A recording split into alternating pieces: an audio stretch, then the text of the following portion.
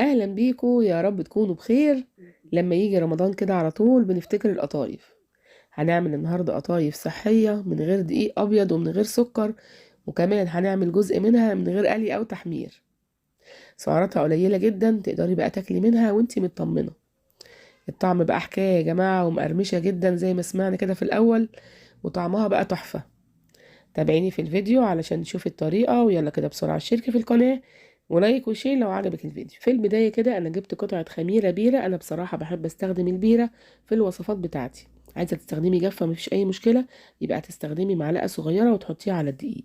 انا جبت القطعة الصغيرة دي، حطيت عليها معلقة صغيرة من العسل، وكمان معلقة او معلقتين من المية. بعد ما دوبت الخميرة مع العسل، بدأت احط المية وادوبها بالشكل ده. هسيبها دلوقتي كده على جنب. وجبت كوباية بقى من الدقيق الاسمر. الدقيق الاسمر ده انا بحب بصراحه الدقيق بتاع سنبله الفرات، للي حابب يسال نوعه ايه. وحطيت كده معلقتين من دقيق السميد بتاع البسبوسه، ورشه صغيره جدا من الملح. وكمان دلوقتي حطيت معلقه كبيره من النشا. وهقلب بقى الدقيق مع دقيق السميد مع الملح مع النشا اللي انا حطيته. هقلبهم بالشكل ده. دي المكونات الجافه بتاعتنا، بس فاضل لنا بس نص معلقه صغيره من البيكنج باودر. وهقلبهم كده مع بعض. ودلوقتي بقى هجهز كوبايه ونص من الميه. انا مجهزه الخميره وسايباها على جنب، هنزل كده بكوبايه ميه الاول. وهبتدي بقى بالويسك كده معايا او بالمضرب اليدوي، واقلب بقى بالشكل ده. انا مش محتاجه الخلاط ولا مضرب ولا اي حاجه، ولا هاند بلندر ولا الكلام ده. بالمضرب اليدوي اللي معانا. ونزلت كمان بنص كوبايه، بس ناقص معلقه او معلقتين زي ما وريتكم كده في الكوبايه. يبقى كل اللي انا استخدمته كوبايه ونص ناقص معلقه او معلقتين، اللي هم على الخميره. انت لو هتستخدمي خميره جافه يبقى هو كوبايه ونص ميه بالظبط، وبرضو على حسب نوع الدقيق الاسمر بتاعك.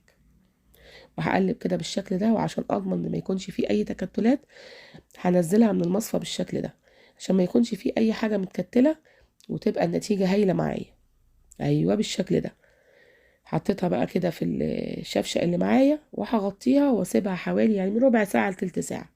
او بعد ربع ساعة شايفين بقى شكلها عامل ازاي الفقاعات دي، دليل على ان الخميرة اشتغلت فيها وبقت تمام. هديها كده في الاول تقليبة كويسة عشان ابتدي ان انا اشتغل فيها.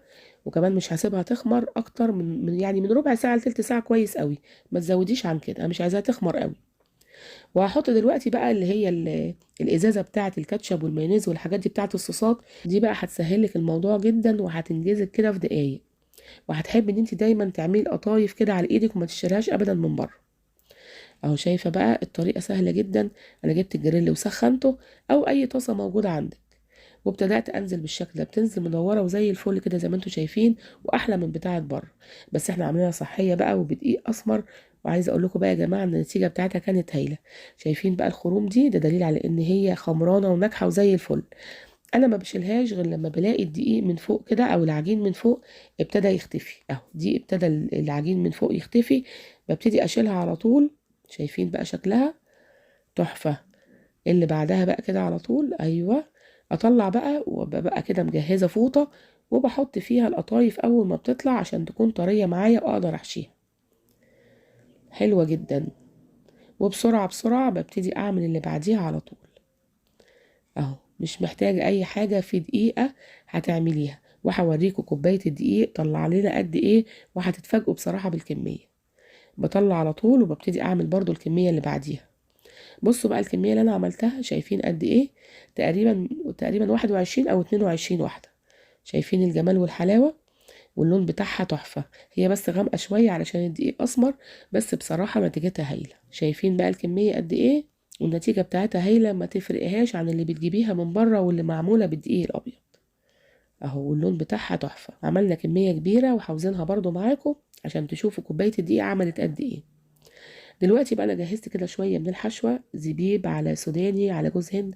طبعا الحشوه دي ترجع لك، عايزه تحطي اي مكسرات انت حباها مفيش اي مشكله. عايزه برضو تجهزي عجوه برضو براحتك خالص. انا بحبها بصراحه بالمكسرات كده، ببتدي اقفلها على طول.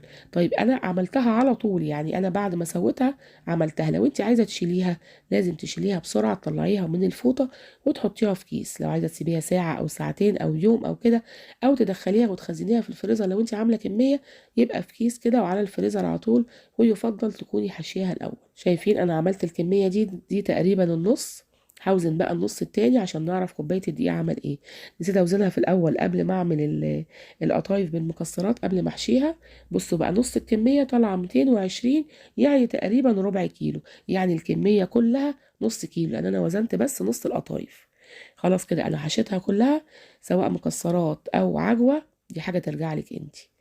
طيب انا هبتدي كده اجيب صينيه، اي صينيه موجوده عندك، تدهنيها دهنه من الزيت، تبتدي ترصي القطايف بتاعتك اللي انت هتدخليها الفرن.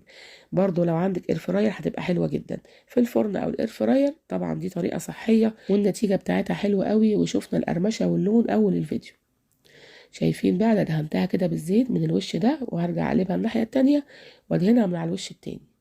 ودلوقتي انا مسخنه الفرن، وهدخلها ما بتكملش ربع ساعه في الفرن.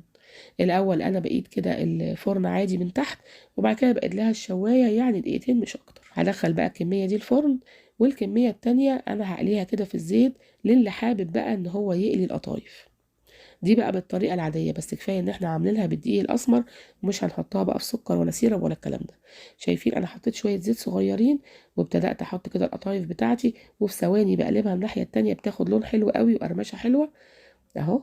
دلوقتي بقى انا هبتدي كده ان انا اطلعها، وهسمعكم كمان القرمشه بتاعتها اهو. بستنى عليها كده ان هي تستوي من الجنبين وتحمر كده ويبقى لونها حلو، وباخد بقى كده بطلعها وبصفي منها الزيت خالص، وكمان بطلعها على مناديل.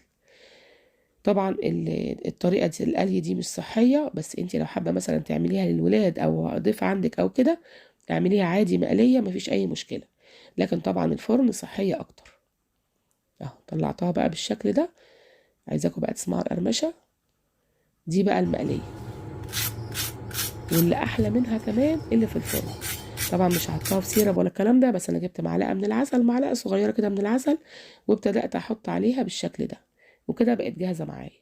دي ممكن تاكلي منها بقى يعني واحده كده مش اكتر، بس يبقى بعد الفطار على طول، يعني ما تاكلهاش على معده فاضيه. بصوا بقى بتاعه الفرن، شايفين قرمشتها عاليه ازاي، واللون بتاعها مفيش بعد كده اهو. طالعه كمان تحفه اكتر من المقليه. دي بقى انا بحبها جدا ودايما بعملها على طول، وسعراتها قليله لان احنا ما قليناهاش، ما عملناهاش بدقيق ابيض، ما حطيناهاش في سيرب ولا الكلام ده. وبرده معلقه العسل وبحطها بالشكل ده. ولو عاملاها بالعجوه مفيش داعي خالص لمعلقه العسل، هتبقى مسكره كده وبرده مقرمشه وطعمها حلو جدا. سامعين بقى القرمشه؟ ايه رايكم بقى في صوت القرمشه؟ يا ريت تجربوا يا جماعه الطريقه دي للقطايف، لان ما ينفعش يجي رمضان وعشان عاملين دايت ما ناكلش قطايف. طريقتها سهله جدا وبسيطه زي ما احنا شفناها كده، وكل ده عملناه من كوبايه دقيق اسمر واحده. انا بتمنى تكون طريقتنا النهارده عجبتكم، ولو عجبتكم بقى ما تنسونيش في اللايك والشير والسبسكرايب للقناه. يلا باي باي.